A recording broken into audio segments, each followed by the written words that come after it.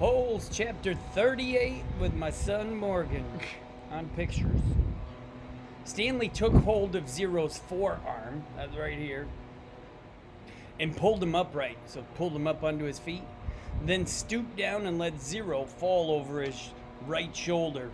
He stood up, lifting Zero's worn out body off the ground, so like a fireman's carry. He left a shovel and sack of jars behind as he continued up the mountain. Zero's legs dangled in front of him. Stanley couldn't see his feet, he couldn't see his own feet, which made it difficult to walk through the tangled patches of weeds and vines. He concentrated on one step at a time, carefully raising and setting down each foot. He thought only about each step and not the impossible task that lay ahead of him. Higher and higher he climbed. His strength came from somewhere deep inside of himself, and also seemed to come from outside as well. After focusing on Big Thumb for so long, it was as if the rock had absorbed his energy and now acted like a kind of giant magnet pulling him toward it. After a while, he became aware of a foul odor, so like a really bad smell. At first, he thought it came from Zero. It seemed to be in the air, hanging heavy all around him. He also noticed that the ground wasn't as steep anymore. As the ground flattened, a huge stone precipice rose above him, just barely visible in the moonlight. It seemed to grow bigger with each step he took. It no longer resembled a thumb, so it's the actual top of the mountain that you've seen in pictures before. And he knew that he'd never be able to climb it. Around him, the smell became stronger. It was the bitter smell of despair.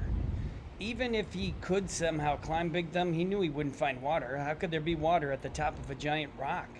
The weeds and bugs survive only by the occasional rainstorm, like the one that he had seen from camp.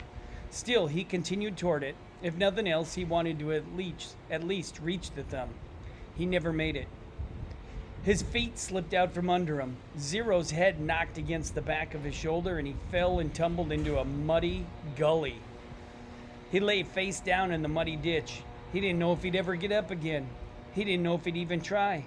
Had he come all this way just to... ... You need water to make mud.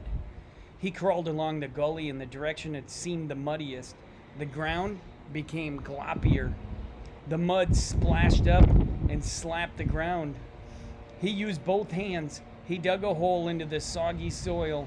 It was too dark to see, but he thought he could feel a tiny pool of water at the bottom of the hole. He stuck his head in and licked the dirt. He dug deeper, and as he did so, more water seemed to fill the hole. He couldn't see it, but he could feel it, first with his fingers, then with his tongue. He dug until he had a hole that was about as deep as his arm was long. So like from here to down to there. Oh, I lost my spot. There was enough water for him to scoop it out with his hands and drop it on Zero's face. So he scooped it out and dropped it. Stanley dragged Zero closer to the hole. Zero's eyes remained closed, but his tongue poked out between his lips, searching out the droplets. Stanley dragged Zero closer to the hole. He dug, then scooped some more water and let it pour out of his hands into Zero's mouth. As he continued to widen his hole, his hand came across a smooth, round object. It was too smooth and too round to be a rock. This is where, if we were at school, we'd talk about what you think it actually is. Any ideas?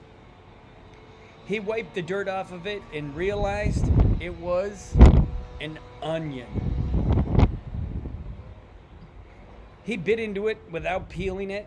The hot, bitter juice burst into his mouth. He could feel it all the way up to his eyes. And when he swallowed, he felt the warmth move down his throat and into his stomach. He only ate half. He gave the other half to Zero. Here, eat this. What is it? Zero whispered. A hot fudge sundae.